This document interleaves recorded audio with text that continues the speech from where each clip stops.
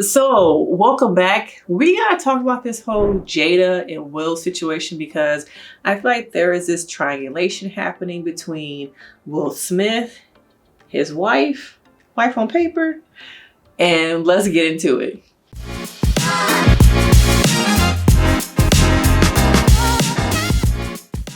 I'm Denise Brady. I'm a licensed marriage and family therapist, and I love talking about pop culture. And it is time for me to talk about the triangulation happening between Will Smith, who is an empath, childhood trauma, and Jada Pinkett-Smith, who is, at this point, have we been labeling her a narcissist? Is it okay to say that? I think it is, because we have been involved in this dynamic for I feel like 5 years. And I don't remember giving my consent to be a part of this. I don't remember saying I want to be involved in the group chat. Take me out. And there has been a narrative going around that Black women want to silence other Black women. Why are we allowing Jada to have a voice? And that rhetoric to me, it don't sit right with me, because we have to hold women accountable. People do not like holding women accountable. Even in my profession, I see other therapists saying that we just are trying to silence Jada. No, we are not, okay? But when those words are used to weaponize... I found this on the web. Sorry, y'all. When those words are used to weaponize and hurt other people, we gotta talk about it. We gotta talk about how Jada's narcissistic traits, her having a husband who has a lot of childhood trauma, who is also an empath. He is an empath, okay? He's a rescuer, okay? And how he gets sucked in to this drama of having to rescue, come and save, be the empath, and how empaths get taken advantage of by narcissistic people.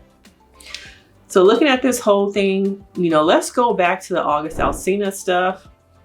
Or should we go way back to the Tupac stuff? Because Will Smith even admitted in a Breakfast Club interview years ago that he was jealous of her relationship with Tupac. He would be in the room with Tupac, and he himself felt like I was the Fresh Prince of Bel-Air, and he was this hard rapper, and I feel like I could not talk to him. I didn't have the confidence in myself to even speak up to him.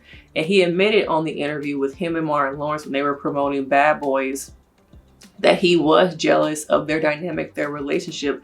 And I'm sure narcissistic Jada saw that and has used that to feel her ego and kind of pull her husband in, because on paper, they've been divorced, okay?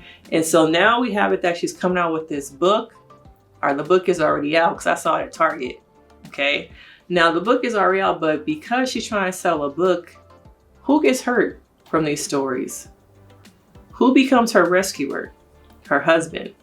Now in the beginning of this whole situation, the narrative was that they were not together, they were living separate lives, but then she pussy popped, backflipped, and kind of came back around a week later, went back on the Today Show and said, actually, we are together. We're working to harmonize. We're working to have our relationship come together. She gaslit the world, okay? So I'm supposed to believe everything that I've been seeing, been reading is not true. That to me is a definition of gaslighting, okay? Making me feel like what I'm seeing, feeling is untrue, because if you admit that the things that I'm saying is true, then that hurts your ego. Jada is very ego driven. She had the red table talk. She was able to have a voice. She was able to say whatever she wanted to say.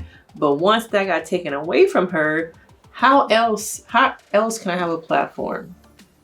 I'm gonna write this book, okay? I'm gonna go on this tour. People are gonna have to listen to me, and every single weekday, it has been something different.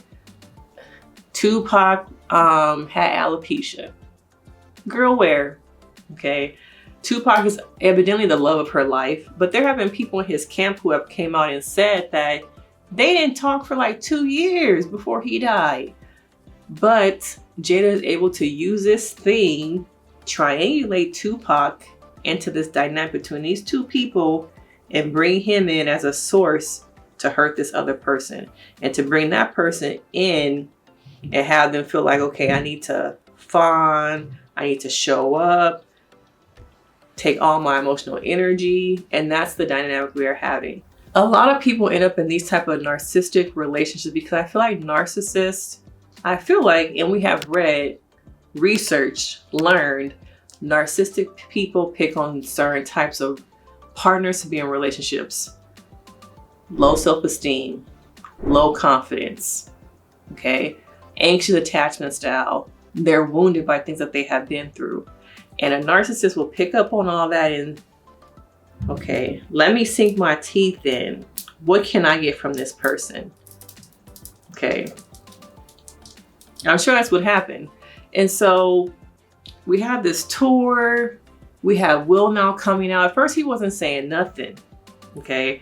But I could tell that there was some kind of conversation that happened after that first week of press that she had to go back and fix some things. Okay. Make it seem like we really are together, that we are working things out. But we all know they've been living separate lives, because if you follow certain blogs, they have shown that Will has another person in his life, people in his life. We all know about August Alsina. Okay. I think that was all used to manipulate Will and bring him back in. Y'all remember that interview? He looked tired. He looked worn out. Okay. Will is aging. Jada is aging Will so much quicker than what should really be happening because of the emotional strain, all that stuff that's happening in their relationship. And let's talk about the slap, because now when we think about it, so you went up there, in some ways ruined your career, hurt your career for a woman that you wasn't really with. Okay. Let me know your thoughts about that. How he hurt himself for her. And she didn't even say anything. For a long time, she did not say anything. He went up there, the slap happened, and then there was this ripple effect, and there was just nothing from Jada. Okay. Now, I know a lot of people feel like, oh, we're trying to silence Black women, let them tell their stories. But when it becomes about weaponizing someone's pain for your own gain, that's when we have to talk about accountability. That's when we really have to think about it's more than what meets the surface. And it's not about silencing her. It's more about look at how she's hurting somebody else for her own gain. The book, the money. Will is being hurt. I also wonder how this affects her children and other people in her life. Even her mother was starting to come out and say, well, you weren't the only one who decided to live separately. You know how mamas do, okay, trying to, cap for their daughters, their sons, but really trying to say, well, your man over there was involved too. Why ain't nobody saying nothing about him? Everything following on you, Jada. Did y'all catch that? Did y'all peep that? But yeah, I really think that Jada has this narcissistic arc, and people under her get pulled in, become victims of that narcissistic need to fill that ego. And you have Will, who's an empath. And I'm worried about other people she's had interactions with who've fallen victim to some of her words, the charm, the charisma. But we have to hold women accountable. Women can be narcissists just as much as men will and are, but we don't often hold women as accountable. So let me know your thoughts. Do you understand the arc of triangulation and how there's a rescuer, there's a prosecutor, perpetrator, and then there's the drama. And all that stuff comes into your relationship, and it's hard to get out of. Once you're in the grips of being with a narcissist, it's really hard to heal from that. It's really hard to get out of it. You see how Will at one point seems like he was out of it. Now he's pulled right back in. Okay, but let me know your thoughts. Whew. Like this video, subscribe. I appreciate you guys, and I will see you in the next video.